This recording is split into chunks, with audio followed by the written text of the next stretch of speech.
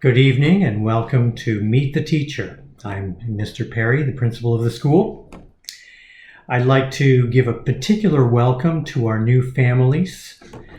We have quite a few new families this year, and I'm really hoping it'll be a great year for you and a real blessing to your family being here. We'll begin with a prayer. In the name of the Father, and the Son, and the Holy Spirit. Amen. Lord, give us a new vision. Help us see each challenge as an opportunity to train our children toward right thinking and right living. Lord, give us resilience. Remind us that any moment of the day can be a start over moment and a chance to exercise fortitude and patience in the challenges we face. Lord, give us a new focus. Help us to give our cares and worries to the Lord and have faith that He will act. Lord, give us compassion.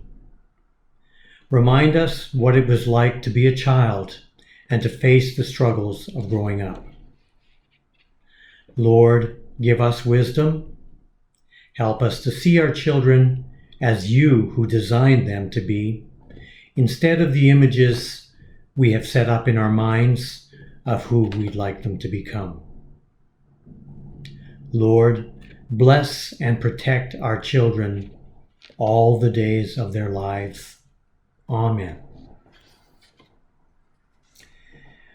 Again, welcome to you all. And I'd like to start by thanking you. So, parents, first of all, for entrusting your children to us. It is a great privilege to be teaching your children, and one that I really don't take lightly. No one here takes it lightly. We wish to do our very best, and we certainly appreciate the confidence you have put to us. I'd also like to thank you for your cooperation in the past year in dealing with this pandemic. It was certainly a challenging year, and the fact that everyone here cooperated so well with all the guidelines we were given meant that we had no exposures, and for that I thank God and I thank you. Let's hope that this year will be as successful in that respect as last year was. I'd like to begin talking a little bit about our vision for our school.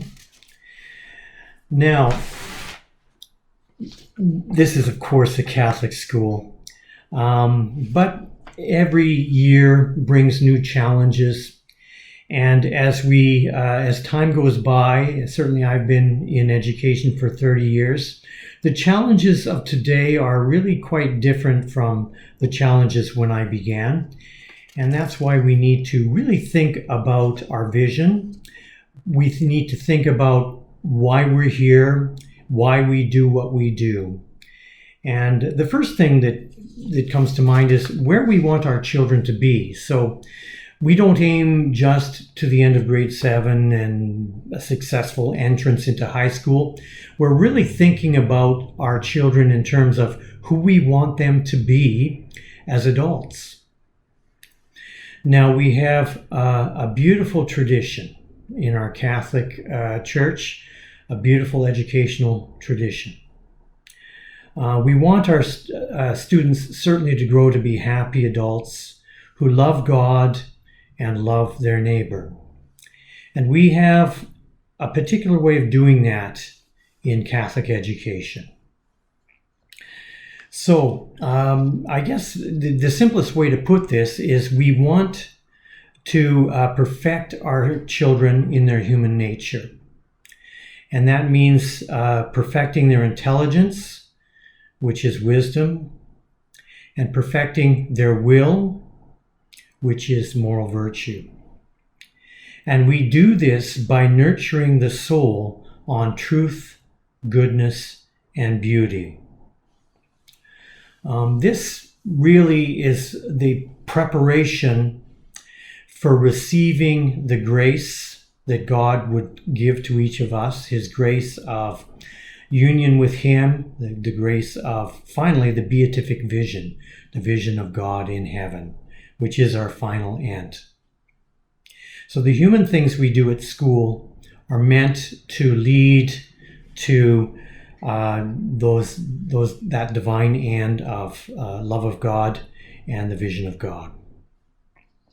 Now, specifically, what have we been doing? How have we been changing the school in the past year? So really one of the things that we've really been focusing on is beauty, and that's poetry, music, the visual arts, dramatic arts.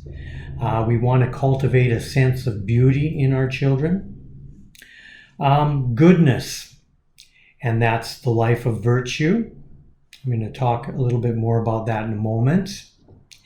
And of course, truth. When we cultivate truth in our children, it's meant to lead ultimately to wisdom. So, just a few things about how you can help at home. When we had our welcoming assembly yesterday, I challenged the students to grow, to become better, and I gave them 2 rules that can kind of be a focus for them. So I call them the gold and the silver rules. The golden rule is to treat others as you would have them treat you. And the silver rule is to always do your best. So at home, you can remind your children of the golden and the silver rule. Home life is a great opportunity to treat others as you would have them treat you, particularly with respect to siblings. I might add that we did a student survey not long ago, I guess about a year ago now, and one of the things students themselves identified as a weakness is the way they treat each others. The question was, do students in your class respect each other? And the students said, not really, not very well. So that's a particular area that we all want to work on together. In fact, this year, you know that last year we had a Virtue of the Month, and we published that in the newsletter. You might have noticed that to be conspicuously missing in yesterday's newsletter. So I'm going to tell you what it is right now. We've decided that we are going to go for a virtue of the term. Instead of a virtue of the month, that's 10 virtues, we're going to do 1 per term, that's 3 virtues. We found that doing 10 really kind of diluted things and really didn't give so much impact.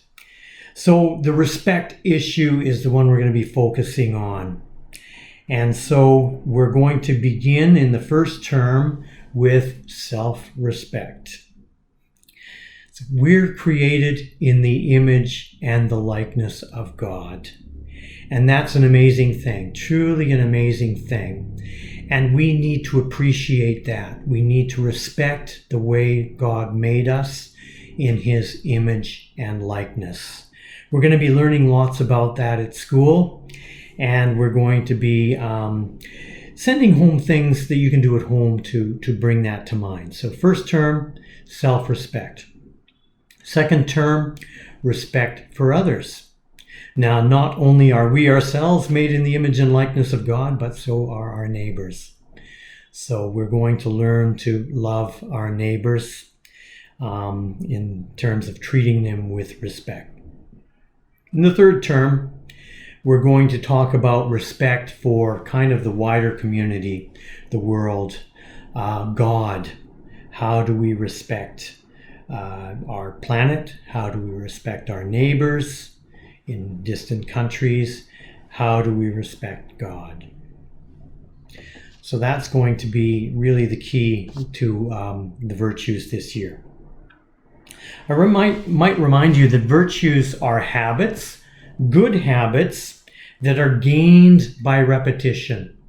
Nobody has a virtue by birth. We're not born with virtues. We're born with some weaknesses, some strengths, but to acquire a virtue, let's say it be the virtue of justice, the virtue of courage, virtues of patience, it requires direction from parents, and it requires repetition. So that's really, we're going to do our best to work together on that this year. Okay. Now, one thing that I'm going to introduce our new staff members, but a part of really growing in our understanding as a community of teachers and education assistants and parents is we have hired a new position. It's called the Consultant for Catholic Liberal Education. Her name is Kate Eyre. I'll introduce her more formally in a minute. But she's going to be the one who spearheads and helps in helping develop virtue resources and help developing resources for our Catholic liberal education tradition. We'll be talking a lot about that this year. So Kate Eyre is a new staff member. She's been a teacher in Abbotsford for some time. She's also been an education assistant. She is also a mother of 5 children. So you can read all about her in yesterday's newsletter. We also have a new learning resource teacher, Miss Liera Mendonça. And we have a new education assistant, Miss Annie Jones. Read all about them in yesterday's newsletter. I'd also like to talk a little bit about our parish education committee. You might not know too much about this. Parish education committee consists of at least 7 members who are charged with the responsibility of running this school.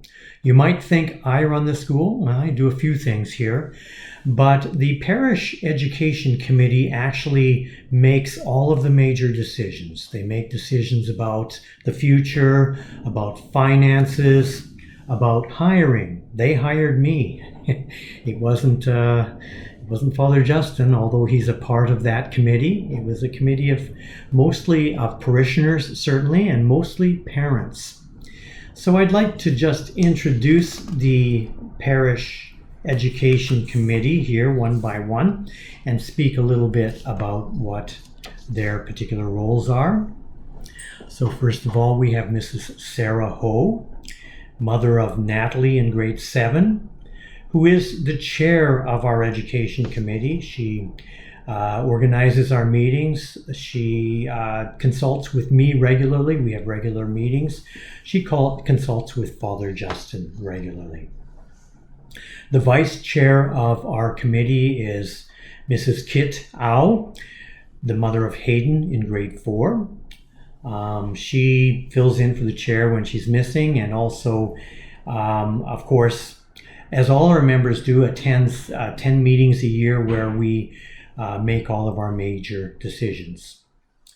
Mrs. Ivy Chan, mother of Stanley in grade 7, is our participation coordinator. That's a huge job. She makes sure that all of those families who sign up for participation have something to do and are, suitably mated to what their talents may be. I just might mention the participation program is so important in the operation of the school. Mrs. Chrissy Kendrick, mother of Quinn in grade 3 and Alex in grade 6, is in charge of fundraising, another huge job. We thank Chrissy so much for all of her dedication to coming up with fundraising ideas and executing that. Our secretary, who records all of our meeting minutes, is Mrs. Christelle Kiambao, mother of Marco in grade 5 and Ethan in kindergarten. Anthony Lowe is the only one on our committee who is not a parent of anyone in our school right now. He is our maintenance coordinator. Mrs. Kasha Yu is our treasurer. She's the mother of Caden in grade 7 and Nika in grade 3. You can probably use your imagination to come up with what a treasurer does. Pretty important. She makes sure our books are balanced and we're spending money prudently. Also, Mrs. Carolyn Chan, mother of Chloe in grade 3, is just joining us this year, and I think she'll find out what she's going to do. So I'd like to just praise our committee. We have a wonderful, excellent committee who's tremendously dedicated and supportive of me. I really appreciate them. And I'd also encourage you, I see that 2 of our members have students in grade 7 and no younger students. So we're going to be looking for new members, certainly next year and possibly this year as well, to kind of make a transition. So if you'd ever want more information about that, that's a great thing to consider. Such an important role in our school.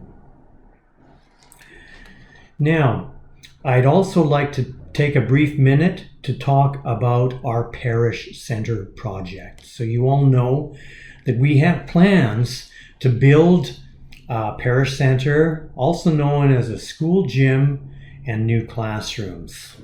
That project has been on the books for quite a few years now. You might not have heard too much about it in the last year. Fundraising for it has been kind of slow because of COVID. But now we need to ramp up again. You're going to hear more about fundraising. I'll tell you a little bit about the status. I think the plans are really moving towards finality. We've got some great plans. It's going to consist of underground parking lots, main level, which is at the same level as the main floor here, is going to be 3 new classrooms, a big, beautiful kind of courtyard center, a school office, and another room which is going to be kind of a general purpose room used for many, many different purposes. Above that, on the second floor, is going to be a big, beautiful school gym and parish center. On top of all of that is a school playground. So obviously when we're putting this on the existing parking lot, that takes away part of what we use for playgrounds, so we'll have more playground on the roof. We've raised $4 million. Thank you so much.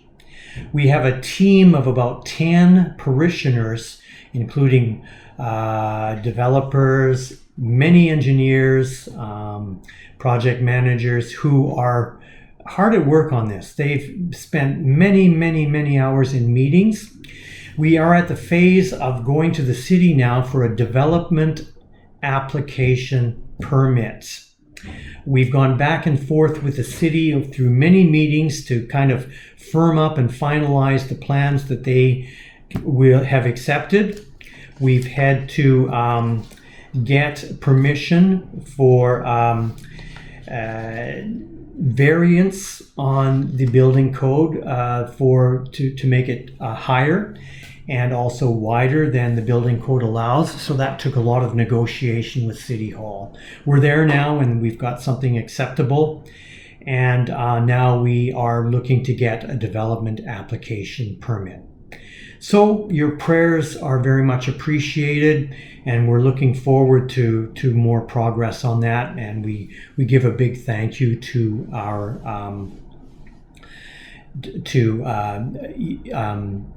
all of our members who have worked so hard on that. You're going to hear more about that soon. Okay. Just want to talk a little bit about COVID. So as you know, there's a new way of handling COVID this year. It's lightened up a little bit. No more cohorts, which allows us to do many things we could not do last year. So thanks be to God for that. Very important is certainly masking is one of the major safety provisions, as well as hand washing. In our classrooms have been the desks have been spaced out so we can get as much physical distancing as possible in our classrooms. And, the most important thing is screening. Screening your children before they come to school in the morning. Use the app that was linked in the newsletter. I attribute our success last year with the wonderful cooperation with not sending your children to school when they're sick and making sure they were screened. I think that's the most important thing to keep us safe at the school. So I really appreciate your efforts in that, parents. A couple of quick reminders and then I'll be done. First of all, the importance of communication. Now, first of all, is when there's problems, when there's issues, please go to the horse's mouth. That means you don't start gossiping, complaining, etc. That when there's a problem, you just face it directly and go to wherever you need to go to with that problem, whether it be me or whether it be a teacher. So if you get some problems happening in classroom life, please reach out to the teachers. And don't wait. Don't stew, okay? Teachers are readily available by email. That's probably the first way to go. And also by phone. So you can always phone the office and leave a message for teachers or any staff member. We have a good parish website, which we post our newsletters to, and we have lots of information there. One issue that is kind of a constant problem is, do we have your current email? So, for example, if you didn't receive the school newsletter yesterday in your inbox, it means we don't have your email. So please contact the office to make if that happened, and make sure we get your current email. And if you do happen to change your email, please contact the office.